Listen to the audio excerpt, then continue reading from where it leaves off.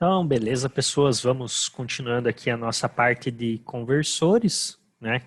Então, hoje, nessa aula aqui, a gente vai trabalhar os conversores buck-bust. Então, a gente já trabalhou o conversor buck isoladamente, o conversor bust isoladamente, agora a gente vai trabalhar numa estrutura que é a estrutura conhecida como buck-bust, ok? Então, esse aqui vai ser um conversor CC, o próximo conversor CC que a gente vai trabalhar, né? Então a gente já viu aquela estrutura básica, a estrutura do buck, a estrutura do bust e agora o buck bust. Obviamente que, né, relembrando aí para vocês, é importante que vocês tenham entendido as estruturas simples, né, ou digamos assim, as estruturas bases aqui do buck e do bust para ajudar aqui a entender o buck bust como um todo. Beleza? Então, lembrando aqui daquela nossa divisão de sempre, né? Retificadores fazem a transformação de tensões CA para tensões CC, os conversores CC vão transformar de CC para CC e os inversores vão transformar de CC para CA, certo? Então a gente está nessa parte do estudo aqui ainda trabalhando com os conversores CC-CC. A parte de retificadores a gente já viu alguns. Vamos ver agora o buck bust e daí depois a gente vai passar aqui para a parte dos inversores, ok? Então, os inversores vão ser os últimos que a gente vai analisar. Isso aqui eu trago sempre, né? Só para relembrar onde que a gente está dentro aqui, né? Eu acho que vocês já cansaram de ver essa imagem, né? Toda aula tem essa imagem. Só por desencargo de consciência mesmo. Então, beleza, vamos falar do nosso buck bust especificamente aqui então, né? Então, aqui, primeiro, né, é uma foto, uma imagem de um buck bust comercial, né? Então, esse aqui seria um sistema vendável, né, que a gente pode comprar ali diretamente. Então, eu já tenho, obviamente, os circuitos fechados, eu já tenho esses circuitos prontos para compra, mas obviamente que a nossa ideia aqui é analisar o funcionamento dele para que a gente possa, além de entender como que esses sistemas aqui funcionam, essas estruturas funcionam, para que a gente possa criar as nossas próprias estruturas desse tipo, tá? O buck bust, ele vai ser um conversor que é abaixador e elevador de tensão. Então eu posso trabalhar com as duas finalidades. Lembrando lá que o buck, só o buck, ele só tem a capacidade de baixar a tensão da entrada, né? Então ele pega a tensão da entrada e na saída baixa ela. Então, por exemplo, eu tenho na entrada 20 volts, a tensão de saída vai ser sempre menor que 20 volts.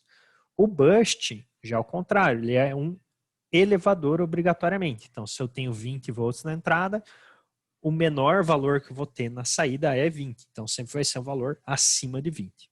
Esse buck bust aqui, ele vai ser um sistema que a gente consegue tanto abaixar, dependendo da nossa razão cíclica, quanto elevar, dependendo da nossa razão cíclica. Então, eu vou poder tanto fazer com que a minha tensão de entrada esteja abaixo da tensão de...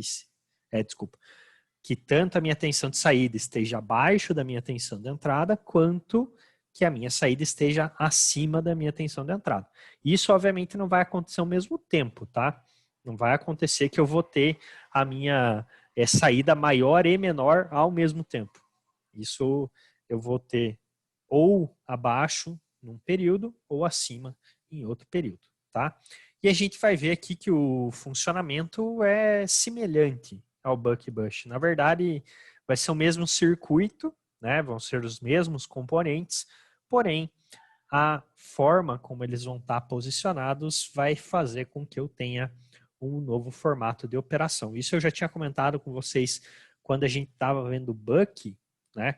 Então, lá do buck para o bust, a gente já tinha os mesmos componentes dispostos de outra forma, fazendo com que o meu circuito ele funcionasse de uma forma diferente. Então, os mesmos componentes dispostos de outra forma geravam uma operação distinta. Aqui vai ser a mesma coisa, a gente vai ter exatamente os mesmos componentes, mas eles vão estar dispostos de uma forma distinta, o que vai gerar uma nova operação.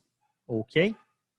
Então, esse aqui vai ser o nosso circuito buck-bust, aonde o nosso VO aqui vai ser a nossa tensão de saída, então a tensão de saída é representada por VO, e essa tensão é VAB, aqui não é na chave, é a nossa tensão no indutor. Ok? Então, VAB aqui é a tensão sobre o indutor e não a tensão sobre a chave, como está escrito ali no slide. Então, é a tensão sobre o indutor. Beleza? Então, o que a gente consegue ver aqui, né? Primeiro, que a gente vai ter uma fonte CC na entrada, perfeito. A gente tem uma chave aqui chamada S1. Essa chave, ela vai ser um transistor, né? Então, eu posso usar qualquer tipo de transistor ali, ou qualquer tipo de chave digital que eu queira. Eu tenho esse L1, que é um indutor, ou a gente pode chamar ele de LI também, um indutor de entrada. A gente vai ter o diodo aqui. A gente vai ter esse CO, que é o capacitor da saída. E a gente vai ter o RO, que é a nossa carga. Carga ali, essa resistência, ela pode a princípio ser qualquer coisa, tá? Então, o que faz, digamos assim, o funcionamento do sistema é a chave, o indutor, o diodo e o capacitor, tá? Esse resistor ali, RO, ele é a nossa carga, tá? Primeira coisa aqui que vocês podem notar, que é importante também ressaltar, é justamente essa tensão de saída aqui estar invertida em relação às demais, né? Então, sempre quando a gente analisou os outros circuitos, a gente sempre tinha a polarização aqui dessa nossa carga com mais em cima e o menos embaixo, né? Então, digamos assim, ela replicava essa polarização que eu tinha no VI, tá? Aqui não, aqui a gente tem uma polarização invertida, mais está embaixo, menos está em cima, considerando então que a nossa corrente ela está entrando aqui por baixo, tá? Então a gente tem uma corrente diferente da corrente que a gente tem para o bust e para o buck originais, tá? Nesse caso aqui a gente vai ter essa corrente circulando pelo sentido, entre aspas, inverso, tá? Não é o sentido inverso propriamente dito, ok? Mas a gente pode considerar aqui como sentido inverso, caso comparado com os dois circuitos bases, tá? Então esse é um primeiro detalhe que é importante a gente ressaltar, beleza? Aqui, obviamente, né, a nossa chave ela vai fazer um chaveamento, tá? Então, a princípio, a gente vai ter dois estágios para analisar. A gente vai ter um estágio onde a chave ela vai estar aberta e um estágio onde a gente vai ter a chave fechada. Então, essas vão ser as nossas etapas de análise. Analisar a chave aberta e analisar a chave fechada, ok? Aqui, só pulando rapidamente, a gente também vai ter os dois modos possíveis para trabalhar, tá? Trabalhar entre aspas, né? Que é o modo contínuo e o modo descontínuo. Lembrando, como eu já comentei com vocês, o ideal é sempre que o sistema trabalhe aqui em modo contínuo, ok? Então, a princípio, a gente só vai analisar o modo contínuo, que é o quê? Modo contínuo é quando esse indutor ele não desmagnetiza completamente durante o período de chaveamento, tá? Então, ele vai estar tendo energia tanto no momento da chave aberta quanto no momento da chave fechada, tá? Quando eu estou em modo descontínuo, quer dizer que por algum motivo esse indutor ele desmagnetizou completamente em uma das etapas, o que geraria uma análise diferente para a gente, tá? Então a gente considera aqui sempre o modo contínuo, tá? Nesse caso, então a gente só vai ter as duas etapas, que é a etapa chave aberta, magnetizando, e chave fechada, tá? Também com magnetização. Então, chave aberta com magnetização e chave fechada com magnetização do meu indutor. Outro ponto aqui para a gente ressaltar durante a análise é que a gente vai considerar que sempre os nossos componentes eles são componentes ideais, ok? E que os componentes eles vão trabalhar em regime permanente, tá? Então eles vão estar trabalhando aqui em regime permanente.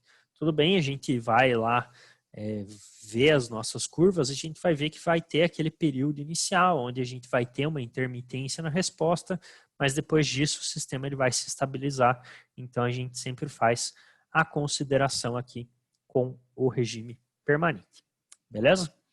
Então, considerando aqui uma primeira etapa, que é a etapa da chave fechada. Então, chave fechada, ela vai estar conduzindo. Então, o que vai acontecer aqui no meu circuito? A chave vai estar conduzindo. Isso quer dizer que a tensão do nosso VI vai estar aparecendo aqui no nosso L, ok? Então, se a chave estiver conduzindo, se a chave estiver fechada, a tensão aqui vai aparecer sobre o indutor, tá? Se essa tensão aparece aqui sobre o indutor, esse diodo aqui, ele não vai conduzir, beleza? Por quê? Inicialmente, a gente pode considerar que, por esse componente aqui, capacitor, ser um componente ideal, então, e ele estar trabalhando no regime permanente, a gente pode considerar que ele praticamente é estável. Então, isso aqui é basicamente uma fonte, beleza?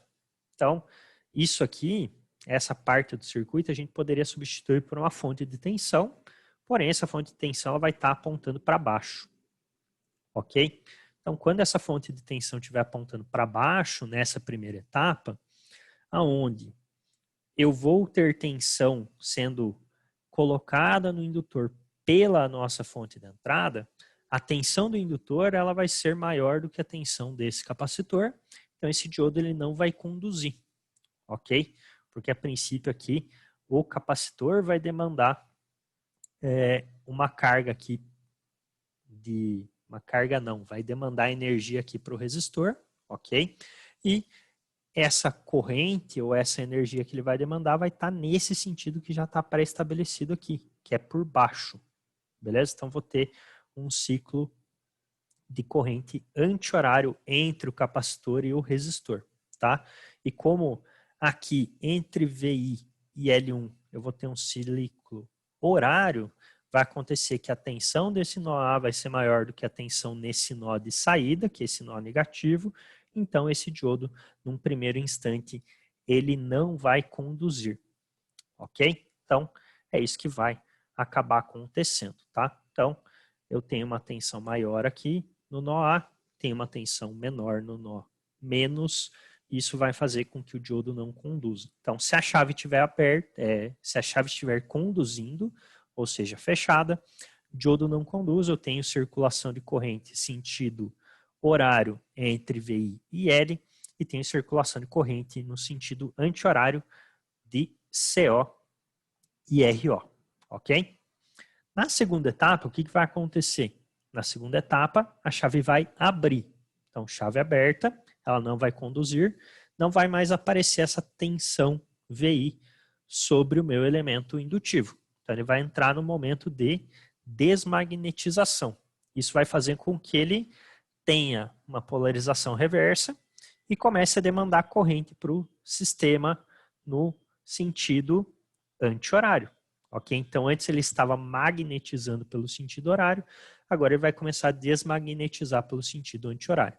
Quando ele começar a desmagnetizar, essa corrente ela vai para o capacitor e também vai para o nosso elemento resistivo.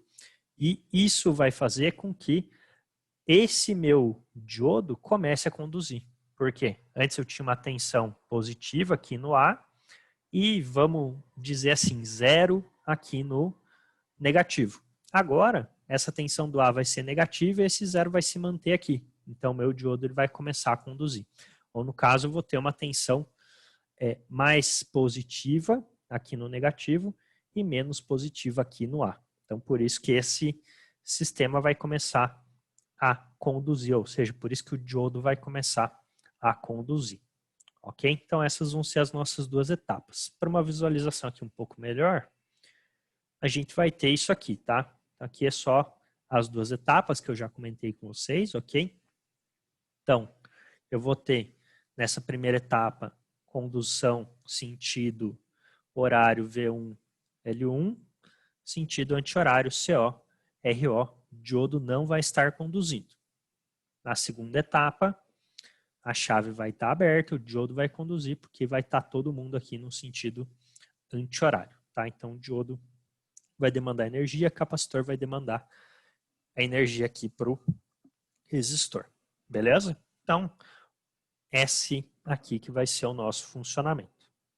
E por causa desse estado de funcionamento que a gente tem essa inversão de polaridade na saída, tá? Essa inversão de polaridade na saída é importante levar em conta, tá? O buck original e o bust original, a polaridade ela é mais em cima, menos embaixo, tá? Aqui não, aqui a gente tem o mais embaixo e o menos em cima. Então, quando aparecerem as curvas ali, vai ficar bem mais visível essa caracterização, tá?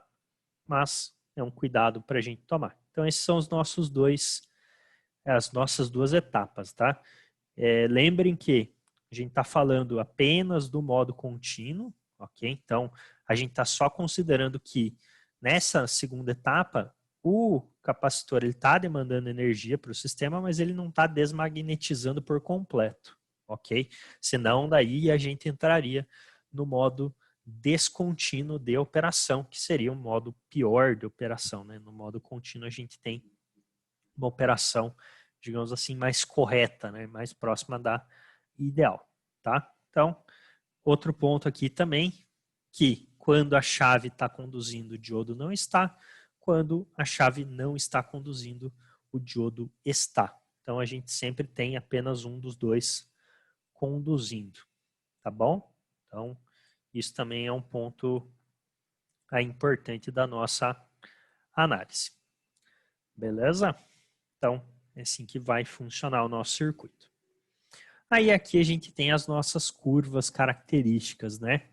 A gente tem aqui um conjunto de curvas que a gente pode analisar. Então, primeiro aqui, a primeira linha em ambas as colunas, eu tenho a tensão de chaveamento, tá? Então, isso aqui é o nosso PWM de chaveamento que a gente vai ter, ok? Essas duas primeiras linhas aqui, ou melhor, a primeira linha das duas colunas, ela vai representar para a gente quando que o chaveamento aconteceu. Então, nesse caso aqui, essa tensão positiva quer dizer que ele está conduzindo, então que a nossa chave aqui está conduzindo, então a gente estaria na primeira etapa.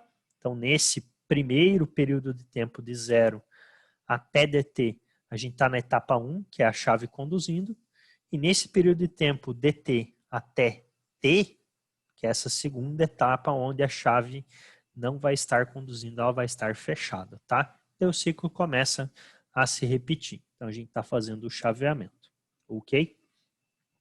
Então primeiro a gente tem aqui a tensão VA. Essa tensão VA, ela é a tensão do indutor. Essa tensão VAB, né? Essa tensão VAB aqui é a tensão do indutor. Então, quando a nossa chave está conduzindo, eu vou ter a tensão da fonte, VI padrão. Quando a chave estiver fechada, quando a chave não estiver conduzindo, melhor dizendo, né? A minha tensão sobre o indutor vai ser menos VO. Ok? Então, aqui na primeira etapa eu tenho VI aparecendo sobre ela, então a gente sempre está considerando aqui VAB, então A como positivo e B como negativo. Então a gente tem o VI aparecendo porque a corrente ela vai entrar pelo A, sair pelo B, beleza. Daí, na segunda etapa, a gente vai ter o VO, só que o VO aqui está invertido, no caso, em relação a esse AB. Por isso que na segunda etapa vai aparecer menos VO lá sobre o indutor em relação a AB. Beleza? Então, essa tensão aqui, ela vai ser em um momento uma tensão positiva e em um momento uma tensão negativa. Lembrando que quando a gente está falando de tensão positiva e negativa, a gente só está invertendo o sentido de corrente, ok? Aqui, a princípio, tem então essa resposta acontecendo no meu indutor. Essa é a resposta de tensão do indutor. O indutor, aqui no caso, quando ele tiver uma tensão positiva sobre ele, a corrente ela vai crescer linearmente até um valor máximo, E quando a tensão estiver negativa no indutor, ela vai decrescer linearmente. Então, aqui eu tenho o processo de magnetização, ok? Então, quando eu tenho essa tensão positiva sobre ele, ele vai estar magnetizando, por isso que a corrente aqui vai ser crescente. E quando ele tiver essa tensão negativa sobre ele, quer dizer que ele vai estar desmagnetizando. Então, por isso que eu tenho essa corrente decrescente sobre ele. Como a gente está em regime permanente, obrigatoriamente, o que tem que acontecer? Essa corrente no instante zero, ela tem que ser exatamente igual à corrente no instante t, ok? Então, no exato momento que eu chaveei, eu vou ter uma corrente aqui, vou chutar um valor 1 ampere, por exemplo, e no próximo momento que eu for chavear de novo, eu tenho que ter exatamente 1 ampere. Então, isso é o modo contínuo, isso é o nosso regime permanente. Então, obrigatoriamente, eu sempre vou ter a mesma quantidade de corrente aqui nesses dois pontos, ponto zero e o ponto TS, tá? Aí, se a gente for analisar, então, isso aqui, a gente sempre vai ter um ΔI em relação à nossa corrente. A gente sempre tem um ripple de corrente aqui no nosso indutor, tá? Resultante, obviamente, é essa resposta triangular. Então, tem um valor mínimo, um valor máximo, e isso eu consigo dizer qual que é o nosso delta em relação a essa corrente. Ou seja, a gente consegue ter essa variação, esse ripple, tá? Aqui a gente tem o nosso VO. Então, o nosso VO, quando a chave estiver conduzindo na etapa 1, o nosso VO ele vai estar caindo, ok? Por que que o nosso VO vai estar caindo na etapa 1? Porque o VO ele vai ser igual ao VC, ok? E como esse VC ele não vai estar carregando, a minha tensão que já vai estar carregada sobre ele vai começar a cair, ok? Então, nessa primeira etapa, esse capacitor ele vai demandar a energia para o resistor. Obviamente, a gente considera que ele é ideal e que ele não tem perdas, mas a gente sabe que ele vai ter alguma perda durante esse período. Então, ele vai começar no instante zero totalmente carregado, por se assim dizer, e durante esse instante em que a minha chave estiver conduzindo, esse capacitor ele vai demandar essa energia para o resistor, então essa energia sobre ele vai começar a cair, tá? Então, por isso que a gente tem esse decaimento na tensão do VO, porque consecutivamente a gente vai estar tendo um decaimento na tensão do VC. Na segunda etapa, que é a etapa que o indutor vai gerar o armazenamento de energia para o capacitor e vai alimentar ali o RO, essa tensão VO ela vai subir, justamente por quê? Porque a energia que vai estar armazenada ali no indutor vai começar a ser demandada tanto para o capacitor quanto para o resistor. Então, na segunda etapa, esse elemento L aqui que vai começar a gerar a energização. Então, esse capacitor ele vai recarregar por causa da desmagnetização do indutor. Ok? Então, essa tensão sobre ele vai subir. Como a gente está falando de regime permanente, a tensão nesse instante zero, ela tem que ser igual à tensão nesse instante TS, tá? Obviamente que, então, eu tenho uma tensão máxima, tensão mínima no capacitor, que consecutivamente vai ser a mesma tensão máxima e mínima na carga RO, e isso vai me gerar um ripple de tensão. Até vejam aqui que o ripple ele está em relação a VCO, tá? Porque eu falar de VO e falar de VCO é praticamente a mesma coisa, tá? A tensão do resistor e do capacitor é a mesma, ok? Aí aqui a corrente do nosso capacitor, então nesse período de tempo na etapa 1, onde a chave vai estar conduzindo, a gente vai ter o capacitor alimentando ali o nosso resistor, ou demandando energia para ele, então vou ter uma corrente saindo dele, tá? Então por isso que eu tenho essa corrente negativa. No outro momento, na etapa 2, essa corrente ela vai virar positiva, porque daí eu vou ter a entrada da corrente no capacitor, e ela vai decair, porque eu vou estar carregando esse elemento. Não necessariamente ela vai ter essa taxa de decaimento, mas ela vai ter uma certa taxa de decaimento aqui porque eu vou ter o processo de carga, tá? Então, basicamente isso aqui. Aí a minha tensão VS1, que é a tensão da chave, né? Essa nossa tensão da chave aqui. No momento em que a chave estiver conduzindo, a princípio essa tensão vai ser zero.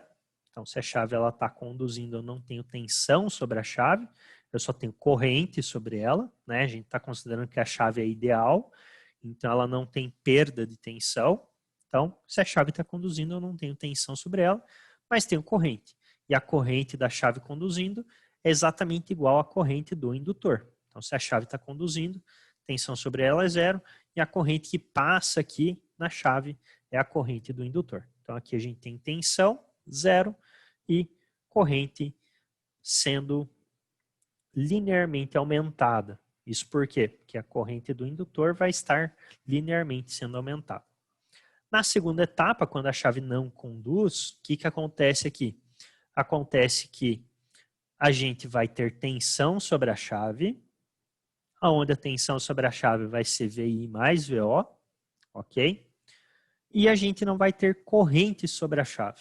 Então, nesse momento aqui que a nossa chave não está conduzindo, ela vai ter que bloquear essa tensão VI, mas ela também vai estar bloqueando essa tensão VO, que a tensão VO ela vai passar pelo diodo e vai aparecer aqui. Então, a gente considera aqui que a tensão que a chave vai ter é VI mais VO. Beleza? Diferença de potencial entre esse ponto positivo e esse ponto negativo, tá? Lembrem que o diodo, quando ele está conduzindo, ele vai ser um curto-circuito. Então, a tensão do nó A vai ser a mesma do negativo. Então, se eu tiver 20 volts positivo aqui no nosso VI e levando em consideração essa polaridade 10 volts aqui, sobre a minha chave, eu vou ter 30 volts de diferença. Mais 20, menos 10.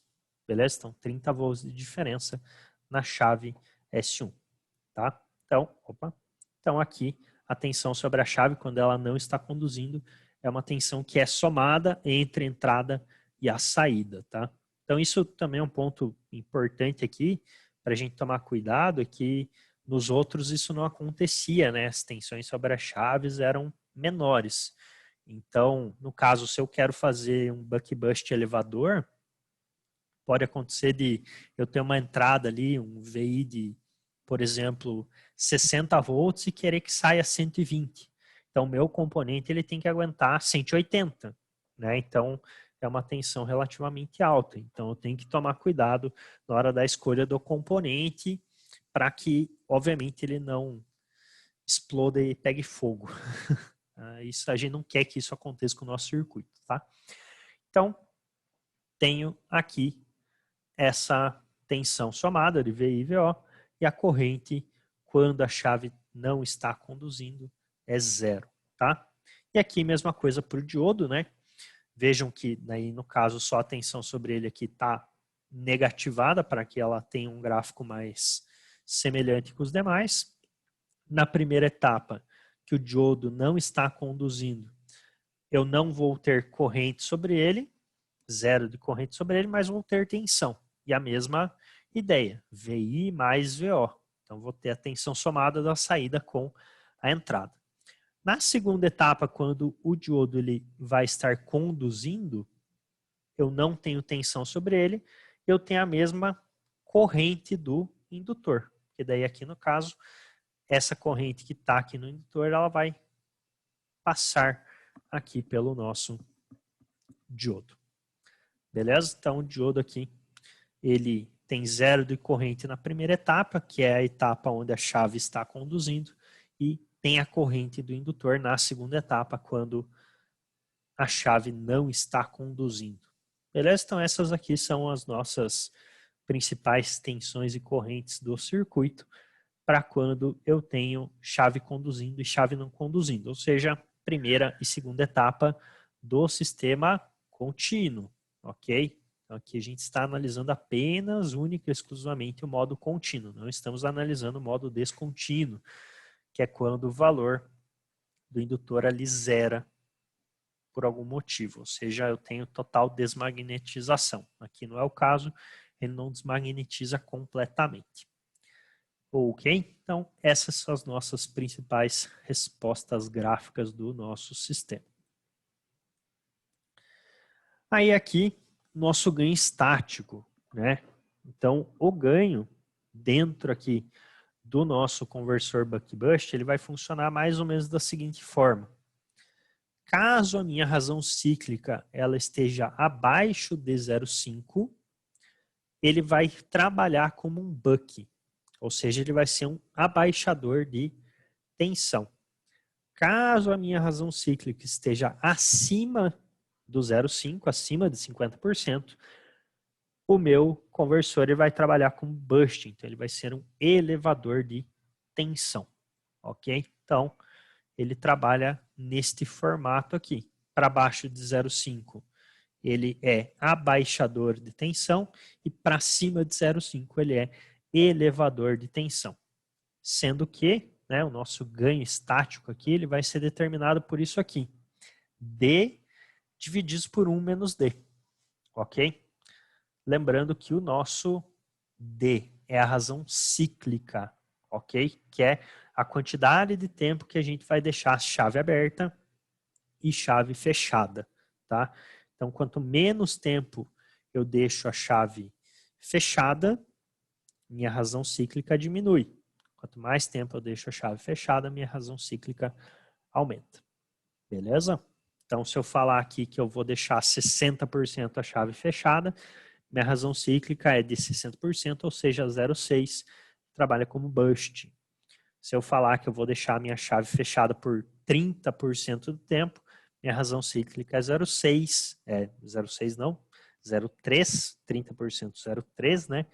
Se eu vou ter o meu sistema trabalhando como um buck, ok?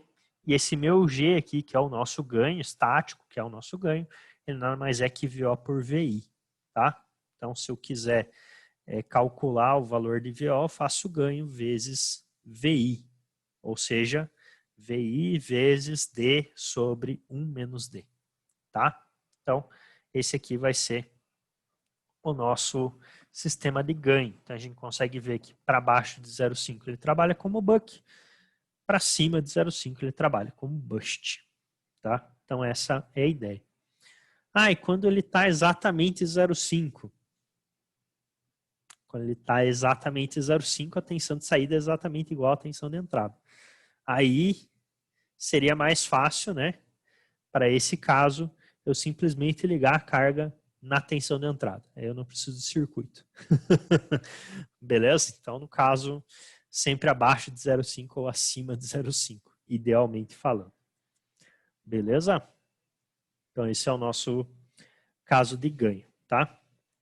Aqui, as nossas tensões de entrada e saída, lembrando mais uma vez que a gente não faz as deduções, né, por questão de não precisar trabalhar com as derivadas e as integrais, a gente só faz a análise da estrutura e a análise aqui do nosso equacionamento. Então, as nossas tensões de entrada e saída, nossa tensão de entrada média, eficaz e de pico é sempre igual, a gente está falando aqui de uma fonte CC, né? Obviamente pode ter alguma intermitência ou algo, mas a gente considera que ela é ideal, então tensão média, eficaz e de pico sempre a mesma coisa. Então, quando eu falar de VI, eu estou falando dessas três ao mesmo tempo. E o nosso VO, por mais que a gente saiba que ele tem uma pequena variação aqui, a gente consegue ver essa variação acontecendo, a gente tem a consideração de que a nossa tensão média e a nossa tensão eficaz são praticamente a mesma coisa, tá? Mas quando a gente falar de VO, a gente está falando basicamente de VO médio, tá? E para calcular o VO, para calcular a nossa tensão de saída, o que a gente faz? A gente faz a tensão de entrada multiplicada pelo nosso ganho estático, ou seja, D sobre 1 menos D, ok? Então vejam que a nossa saída, nossa tensão de saída, ela não depende de nenhum dos componentes do nosso circuito. Óbvio, se eu não tiver os componentes, isso não acontece. Mas ela não depende da grandeza do indutor, ela não depende da grandeza do capacitor. Ela depende apenas da velocidade de chaveamento aqui. E melhor, não é nem da velocidade, né? É do período que eu estou chaveando, ok? Do período que ela está aberta e do período que ela está fechada, da razão cíclica propriamente dita, tá? Então só depende da tensão de entrada e da razão cíclica que eu dou. Isso é muito bom, né? Então a gente não tem uma preocupação em, digamos assim, ter que ter componentes exatos para ter aquela saída. Obviamente que os componentes eles vão influenciar nesses ripples, tá? A gente vai ver ali pelas equações que os componentes eles influenciam nos ripples. Então, dependendo do componente que eu uso, eu posso ter mais ou menos ripple, ou posso acabar fazendo com que o meu sistema ele trabalhe em modo descontínuo, tá? Então, no caso ali pode acontecer isso, beleza? Mas para tensão de saída, eu não dependo necessariamente da grandeza do indutor, nem da grandeza do capacitor, nem da grandeza do resistor. Aí aqui as nossas respostas indutivas, tá? Então, o ripple de corrente do indutor vai depender da tensão de entrada, do indutor, da frequência de chaveamento e da razão cíclica, ok? Então, esse delta LI aqui depende tensão de entrada, indutor, frequência e o D. Então, se eu coloco frequências mais altas ou mais baixas para fazer o meu chaveamento, isso influencia. Se eu trabalho com outras razões cíclicas, isso influencia. Se eu mudo o indutor, isso influencia. No caso, o que eu posso fazer aqui?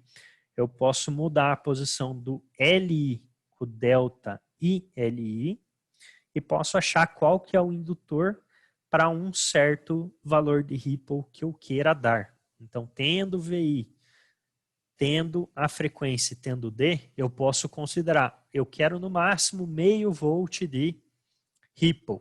Então, eu coloco esse meio volt no lugar do LI e eu encontro o LI aqui para meio volt. Beleza? Então, eu posso encontrar os valores de componentes para ripples que eu vou determinar, tá? Essa é a ideia.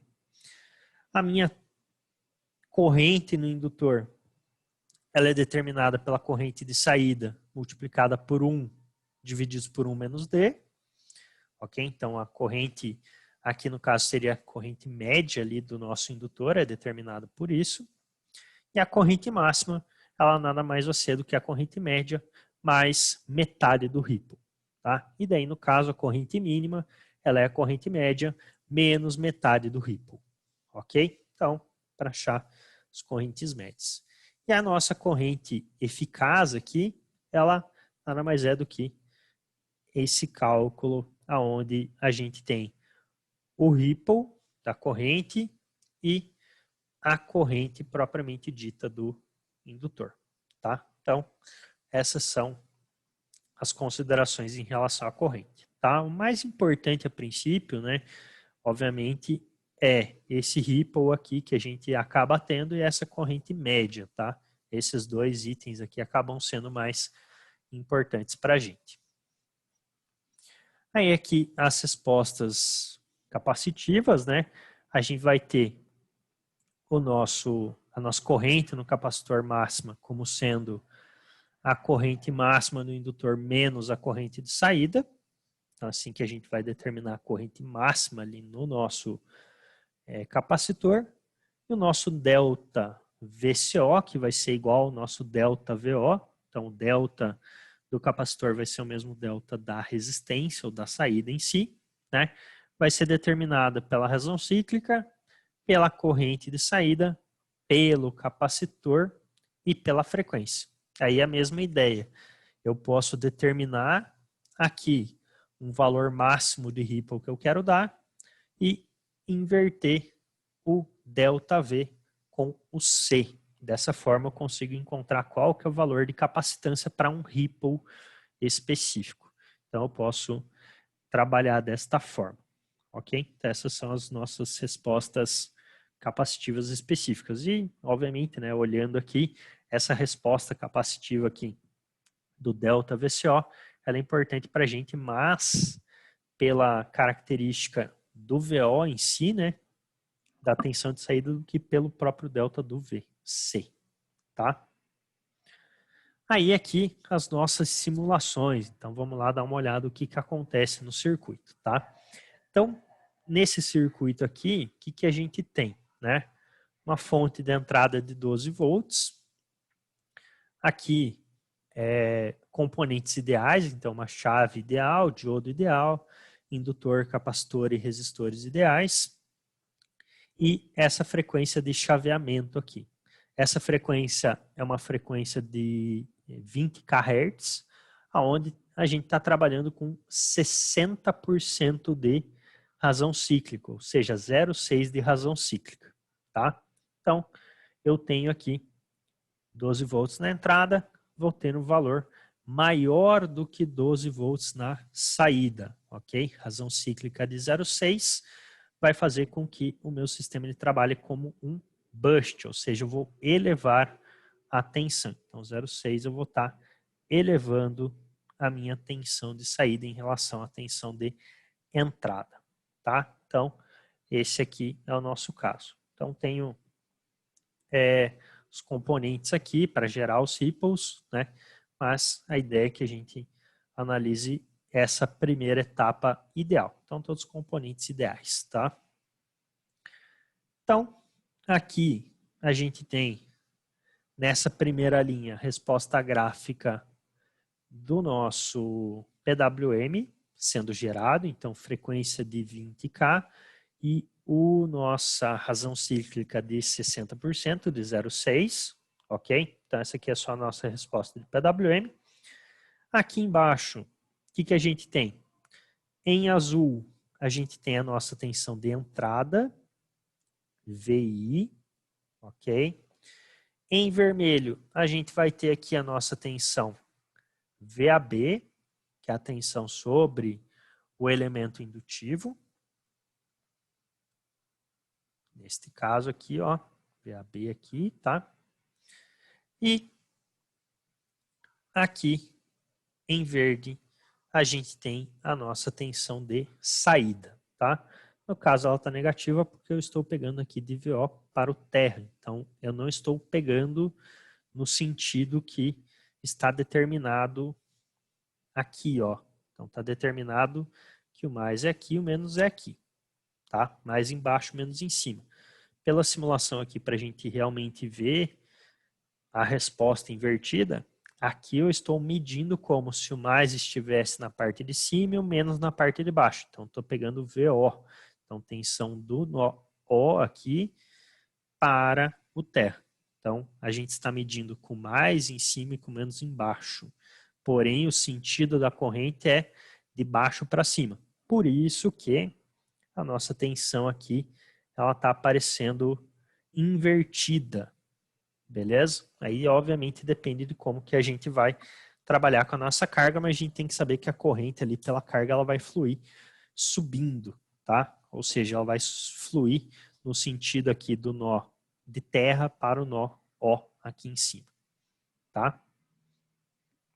Mas a medição está do O para o terra, por isso que ela está negativada aqui. Então, nosso VO é isso. Aqui, talvez vocês consigam enxergar o ripple do VO, né? Então, ripple pequeno aqui para essa escala, né? Mas provavelmente vocês consigam enxergar um pouco, a gente já mostra ali um pouco melhor, mas eu tenho esse ripple aqui. E, mais uma vez, né, a gente tem esse tempo de estabilização. Vejam que aqui, a princípio, a gente tem em torno de 3 milissegundos para que o sistema estabilize. Então, não é instantânea a resposta, eu tenho um certo período de estabilização para que o sistema tenha essa resposta contínua, né? Durante esse período de estabilização, ou esse período instável aqui, esses 3 milissegundos, a gente tem essa parte de transiente do sinal, que para muitos casos pode ser desconsiderado, tá? Aí aqui embaixo, na última linha, na terceira linha, a gente tem a corrente do elemento indutivo. Aqui muito provavelmente fique bem mais visível a resposta triangular, né, ou o ripple da corrente do indutor acontecendo, né? Então ela tem o máximo, tem o mínimo, tem o máximo, tem o mínimo, e vejam que ela está estável, né? depois de um certo período de tempo, que é aproximadamente os 3 milli. Ah, prezado, é sempre 3 milli? Não necessariamente, né? Depende do circuito, às vezes pode levar um pouco mais, um pouco menos de tempo, tá? Em azul aqui a gente tem a nossa corrente de saída, né? A nossa corrente sobre o resistor. Então, em azul aqui também dá para ver um pequeno ripple, né? Um pouquinho mais difícil de enxergar, mas a gente tem aqui um ripple acontecendo também. Beleza? Então, também tem aqui aproximadamente os 3 milli para estabilização. Óbvio que essa corrente de saída aqui ela está bem mais estável, né? Ela tem menos variação do que as demais respostas, mas eu também tenho uma variação aqui.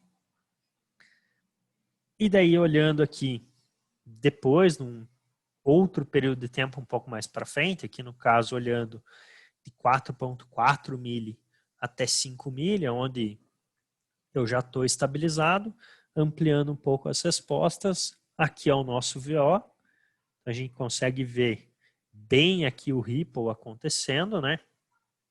Então a gente tem um valor mínimo de tensão, valor máximo de tensão, sempre vai do mínimo até o máximo, então já está estabilizado aqui, né?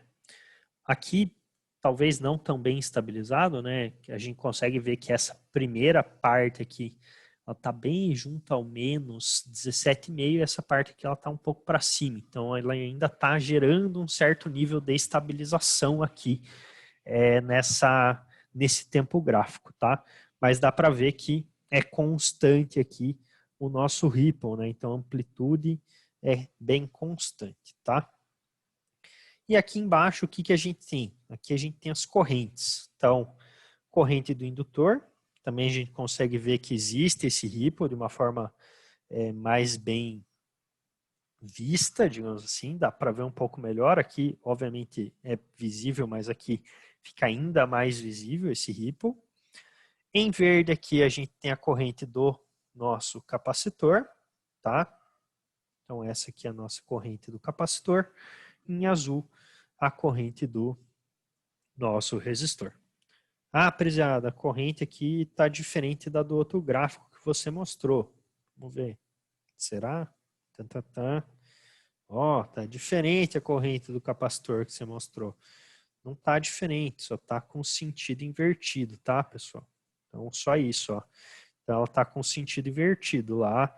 Mostrei no sentido certo, aqui eu estou mostrando no sentido invertido. Então, tem corrente, ó, vai para um pico e desce, tá? É a mesma resposta gráfica, só que com essa inversão da polaridade, ok? A gente consegue ver a mesma coisa, tá? Um sinal praticamente constante, inverte, tem um declínio aqui linear, depois volta para aquele sinal. Então ele não vai necessariamente zerar, tá? Como eu tinha comentado aqui, nesse gráfico às vezes pode parecer que ele está zerando, não obrigatoriamente ele vai zerar, tá? Não necessariamente essa curva vai chegar aqui embaixo. Então posso ter essa inversão de resposta, como é o caso que está acontecendo aqui. Ok?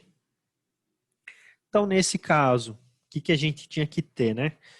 O nosso valor de VO médio, VO de saída, deveria ser 18 volts. E ali na simulação ela apresentou para a gente 18 volts. Bacana. O nosso delta V, que é o delta VO, o delta VCO, deveria ser ali de 1.23. A simulação apresentou 1.20, ok? A nossa corrente de saída média, que deveria ser 900 mA. A simulação acusou 900 mA. Potência aqui de saída deveria ser 16,2. Potência de entrada 16,2. Que na simulação foi acusado 16,07 de potência de entrada e 16,21 de potência de saída. Né? Então 100% de eficiência. Na verdade, 101% de eficiência. Né? Ele gerou potência aqui direto do além. Né? Mas tudo bem. Né? Um detalhe básico ali, talvez algum errinho na simulação, tá? Mas esses são os nossos valores gerados aqui na direita e aqui no meio os valores teóricos. Então a gente consegue ver que, né, a nossa eficiência do conversor a princípio é ideal, de 100%, né, e com componentes ideais a gente consegue chegar nessa taxa de eficiência aqui, ou nessa eficiência nesse nosso N, tá? Agora aqui analisando com componentes reais, fazendo uma simulação real, entre aspas, né?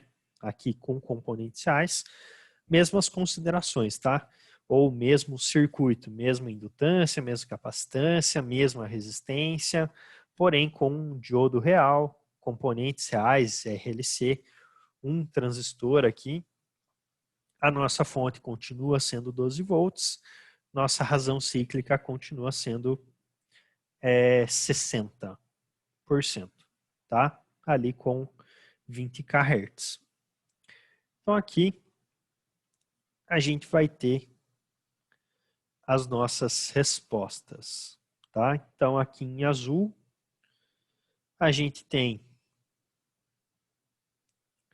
a nossa tensão de entrada em 12 volts, em verde a nossa tensão de saída.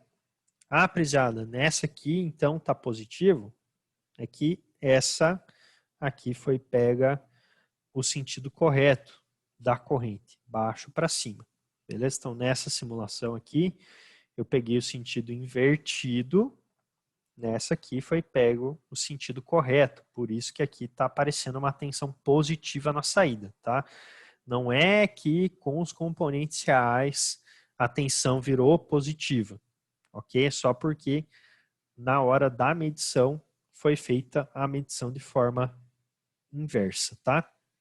E aqui em vermelho a gente tem a tensão VAB, ok? Então, as mesmas tensões, a gente consegue ver mais ou menos a mesma coisa, né? Mas a gente já consegue ver aqui uma diferença dessa tensão máxima aqui verde para a tensão máxima vermelha. Então, a gente já consegue ver uma certa perda acontecendo. Aí aqui as nossas respostas em corrente, né? Então, aqui corrente do indutor em azul. A gente consegue ver o ripple bonitinho. Aqui a nossa corrente em vermelho é a saída. E aqui a corrente do capacitor. Ah, prezado, agora essa corrente do capacitor está invertida. Sim, porque foram feitas as medições da forma, digamos assim, correta. Então, esse gráfico de corrente está igual ao gráfico que eu apresentei originalmente para vocês. Isso aqui pode ficar um pouco confuso agora, mas é justamente para vocês verem essa característica de que se eu faço a medição do nó de cima para o nó de baixo, eu tenho um tipo de resposta. Se eu faço a medição do nó de baixo para o nó de cima, eu tenho outro tipo de resposta gráfica, né? Obviamente que a resposta em si é a mesma, tá? Mas eu vejo ela de uma forma diferente. Aqui, um ponto importante é que vocês conseguem ver nessa corrente do capacitor esse ripple aqui, né? Essa deformação acontecendo, que a princípio no ideal não existe, tá? Então, visivelmente são as mesmas curvas, mas, né, a gente consegue ver que vai existir alguma perda aqui característica e que essas curvas acabam tendo uma menor, entre aspas, linearidade, né? Aqui, lá no capacitor, eu teria que ter uma linha reta aqui, mas eu tenho um triangular aqui dentro do meu sinal. Então, obviamente, isso é um tipo de intermitência, mas não tem problema. O circuito funciona igual, tá? Aí aqui como base para a gente analisar, então, né? Os valores teóricos são os mesmos, né? 18 volts na saída, e a simulação ali acusou para a gente 17,11. Então a gente teve aqui uma perda de tensão na saída, tá? O ripple aqui de tensão na saída de 1,23 também gerou uma diminuição aqui para 1,14. A princípio isso é bom, né? Quanto menos ripple na saída, a princípio melhor, tá? Obviamente que o sistema acaba se tornando um pouco mais complexo, né, de se montar e tudo mais, mas a princípio quanto menos ripple melhor. Corrente média na saída ali que deveria ser 900 mili foi de 880, então também tive um pouco de perda de corrente. Então no caso a gente deveria ter 16,2 watts, tanto na entrada quanto na saída, porém a minha entrada aqui ela acusou 16,06 e a minha saída 14,67, que dá para a gente aqui aproximadamente 91,3% de eficiência, tá? Então, a gente, obviamente que não tem 100% de eficiência no sistema real, né? Até porque a gente vai ter perdas na chave, perdas no diodo, então é bem complicado a gente ter 100% de eficiência ou de transformação ali no sistema real, né? Bem complicado, talvez esteja sendo bem otimista, né? Para não falar que é praticamente impossível a gente ter essa eficiência de 100%, mas uma eficiência ali de 91,3 já é uma eficiência relativamente interessante, né? Não é nem perto daquela eficiência de 20% que a gente tinha do retificador, por exemplo, né? De um dos retificadores. Então, temos aqui uma eficiência já bastante interessante. Beleza? Dúvidas, perguntas, questionamentos até aí, pessoas? Tranquilo? Mais ou menos? Sossegado?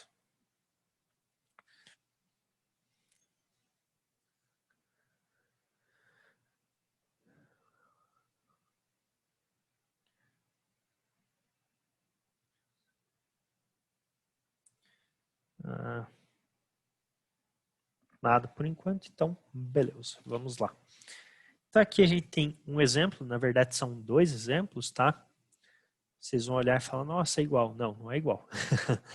Então aqui, ó, considerando uma fonte de alimentação de 9 volts, não sei por que não apareceu aqui, mas é 9 volts, a chave ideal e operação com razão cíclica de 70% e a carga tem resistência de 5 ohms. A gente quer determinar a tensão média, corrente média e potência média nas cargas, beleza? Ou seja, quer considerar essas características na carga. E deu o exemplo 2 aqui, é de 30%, tá? Então, um exemplo com 70 e um exemplo com 30 para a gente ver o que acontece. Os parâmetros são os mesmos, tá? 9 volts na entrada e 5 volts. A única coisa que muda é a razão cíclica.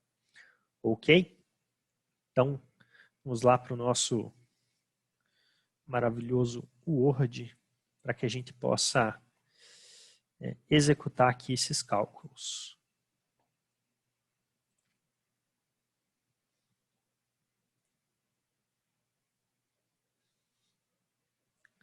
Esperar abrir aqui.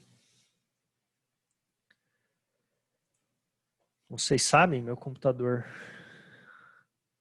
não é lá aquelas coisas. Então ele demora um pouquinho aqui para abrir o Word. Então, beleza. Deixa eu puxar aqui o enunciado do exercício para a gente. E já colocar o 9 aqui. Não sei por quê. Não apareceu. Beleza.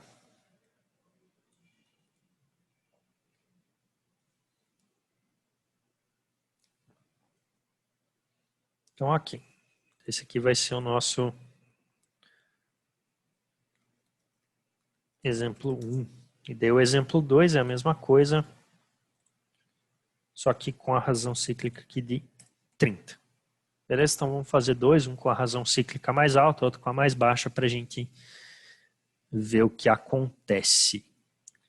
Beleza? Então, a gente primeiro aqui quer calcular a nossa tensão média na carga, tá? Que é a nossa tensão na carga propriamente dita. Então aqui, o que a gente tem? A gente tem que, vamos lá, nosso VO igual a nosso VO médio. Tá? Então, uma consideração padrão lá que a gente já tinha. Então, VO igual a VO médio. Beleza? Então, o nosso VO, ele é determinado por quem? VO, ele vai ser determinado por VI, que vai multiplicar D sobre 1 menos D. Ok? Então, essa aqui é a nossa tensão de saída. Então, tensão de saída é VI, que multiplica D sobre D menos 1. Tá? Então, a gente tem o D, que é a razão cíclica? Sim, a gente tem. Está aqui. Nosso D é 70%. A gente tem o VI, que é a nossa tensão de entrada? Tem. Está aqui. 9. Beleza? Então, a gente vai trazer para cá. Vamos fazer essa conta. A gente vai ter aqui VO igual a 9, que vai multiplicar aqui, no nosso caso, 0,7 divididos por 1 menos 0,7. Ok? Então, esse 70% ali vai virar 0,7. 70 divididos por 100. Tá? Então, aqui no caso, vou fazer mais um passo aqui. A gente vai ter, então, o nosso VO como sendo 9, que vai multiplicar 0,7 dividido por 0,3. Beleza? Então, na parte de baixo aqui, 1 menos 0,7. Tá? Então, a gente faz o que agora? Agora a gente faz essa multiplicação. Então, a gente vai multiplicar aqui o 9 vezes 0,7 dividido por 0,3. 0,7 dividido por 0,3 dá 2,33333, multiplicado por 9, vai dar aqui aproximadamente 21 volts. Beleza? Então, nossa tensão de saída é uma tensão ali de saída de 21 volts. Ok? Então, a gente está dando um ganho ali de 2,3 aproximadamente. Tá? Então, quando a gente calcula isso aqui, né, a gente está calculando o nosso ganho. Então, ganho ali de aproximadamente 2,33. Agora, para a gente calcular a nossa corrente média, então, nosso IO, o que a gente faz para calcular a corrente? Vamos lá, vamos ver se vocês estão prestando atenção. Calcular a corrente, o que eu faço? Calcular a corrente média.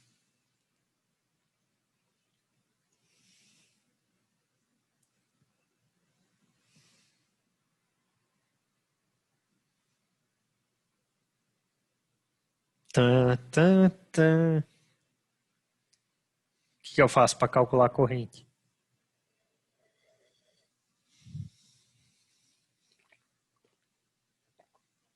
Uso a tensão média, perfeito. Mas eu só vou fazer assim, VO, tipo, IO igual a VO, isso.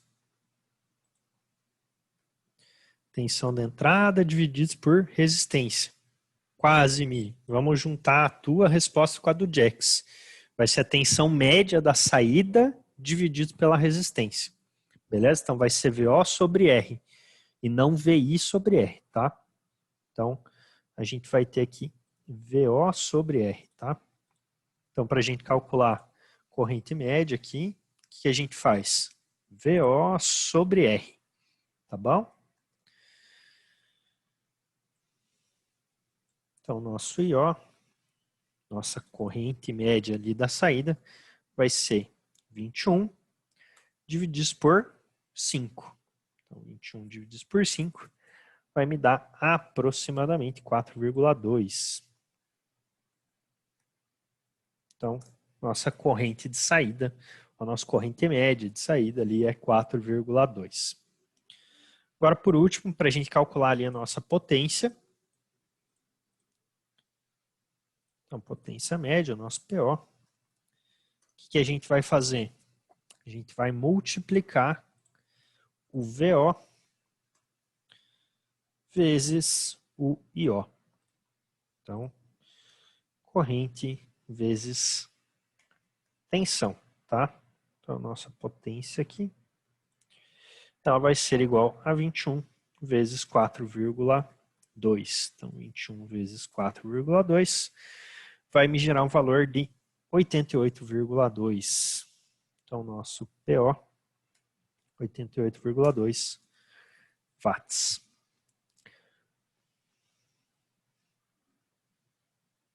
Essa que é fácil, você não pergunta. Pergunta na próxima, tá bom? Na próxima eu vou perguntar. Deixar para vocês fazerem isso aqui, então. Olha só, o que vocês acham? Não, eu vou fazer com vocês. Eu passo mais um para vocês fazerem depois. Beleza aqui, pessoas? Então, ó, vejam que com essa razão cíclica, 70%, o que a gente está tendo? A gente está tendo uma elevação da tensão de saída. Então, a tensão de saída ela está mais alta que a tensão de entrada. Então, tive um ganho de 2,33 vezes, tá? Então, eu aumentei a tensão com essa razão cíclica de 70%.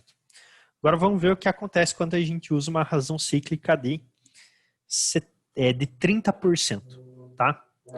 Aqui, então, no próximo exercício é a mesma ideia, tá? 9 volts, 5 ohms, mas eu mudei a razão cíclica. Então, seria o mesmo circuito, exatamente igual, só que mudando o tempo do chaveamento, o tempo que fica aberto e fica fechado. Essa consideração aqui continua, né? Então, VO é igual a VA médio, padrão, e aqui para facilitar a minha vida, eu vou copiar este cara. Então, o nosso VO, como é que a gente calcula? VI que vai multiplicar D sobre 1 menos D, tá? Então, o nosso VO aqui, ele vai ser igual a VI, que continua sendo 9 volts, mas mudamos a razão cíclica. Então, aqui a gente vai ter essa mudança. Então, agora eu vou ter 0,3 divididos por 1 menos 0,3, tá? Então, no caso, o que vai acontecer? Vai acontecer que eu vou ter aqui um VO, que vai ser igual ao 9, que vai ter 0,3 divididos por 0,7. Ok? Então, 0,3 divididos por 0,7 vai me dar ali aproximadamente 0,42. Dá 0,42, 85, 71, assim por diante. Então, vou pegar esse 0,42 e multiplicar por 9. Isso vai me gerar uma tensão de saída de aproximadamente 3,85. Então, o meu VO aqui vai ser 3,85 volts. Então, vejam, ó, eu mesmo, né, sem saber o capacitor, o indutor, a gente está fazendo o cálculo da tensão de saída, ok? Porque a tensão de saída, a princípio, não depende desses componentes, mas vejo que só pela mudança da razão cíclica aqui no meu circuito, a gente agora, ao invés de estar tendo uma elevação de tensão, a gente está tendo uma diminuição de tensão. Então, por isso que ele é um buck-bust. Para baixo de 0,5 de razão cíclica, ele funciona como abaixador de tensão, ele abaixa a tensão. Para cima, apareceu um rabisco aqui. Para cima de 0,5, ele aumenta. Ok?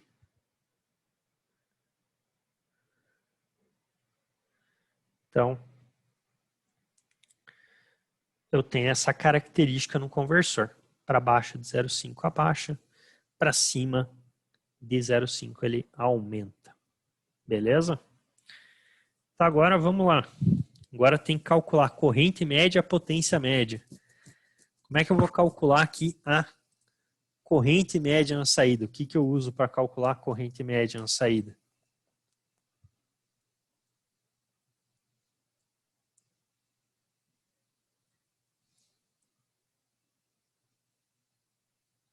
Tã, tã, tã.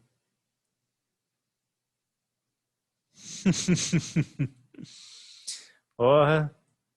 Claro que é sério, sempre sério. VO por R. Ok? Então, nosso IO vai ser igual a 3,85 divididos por 5. Beleza? Então, 3,85 divididos por 5 vai dar 0,77. Então, aqui a nossa corrente de saída, 0,77 ampere. E a potência, vocês brigaram comigo por ter perguntado, não vou perguntar agora. Então, a nossa potência aqui vai ser igual a VO vezes IO.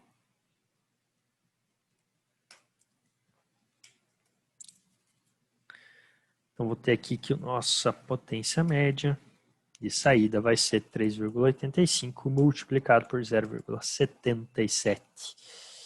Então, 3,85 vezes 0,77 vai dar 2,96.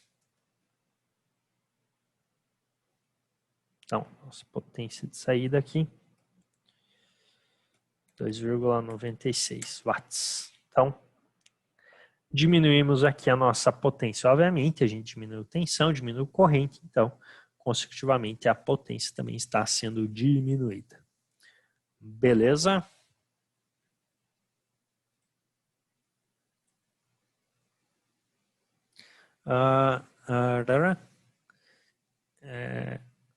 Diminuiu ao mesmo tempo. Então, a razão cíclica é 50%, então a tensão não diminui nem aumenta. Exatamente, porque ó, vamos pegar a fórmula aqui. Quando ela é 50%, o que eu vou ter aqui? Eu vou ter uma tensão de entrada qualquer, vamos chutar ali os 9, tá? Vamos supor a razão cíclica de 0,5. Então, vou ter 0,5 sobre 1 menos 0,5.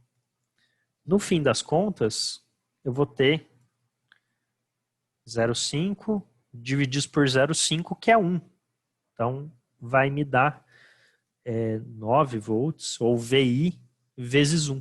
Então, toda vez que a gente tem a razão cíclica em exatamente 50%, o nosso sistema ele nem diminui e nem aumenta a tensão. Aí, no caso, é mais eficiente, digamos assim, como eu não estou gerando nenhuma conversão para baixo ou para cima, eu ligar a minha resistência direto na fonte de entrada, né? Então, a princípio, essa razão cíclica de exatamente 50%, ela não serviria de nada para a gente, né?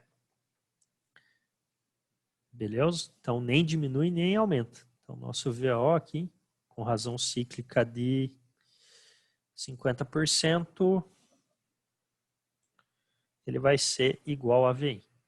Então, VO é igual a 9. Beleza?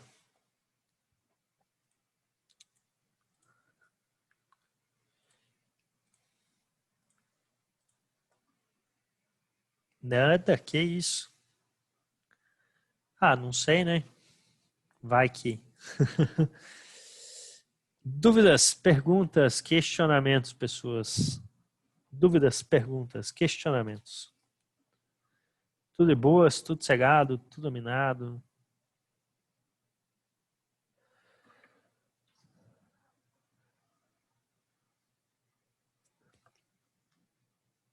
De boas, não de boas. Easy peasy, lemon squeezy.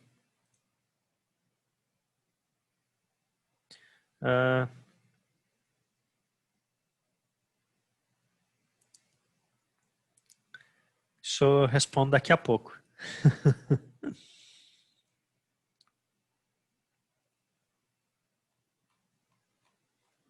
Suspense.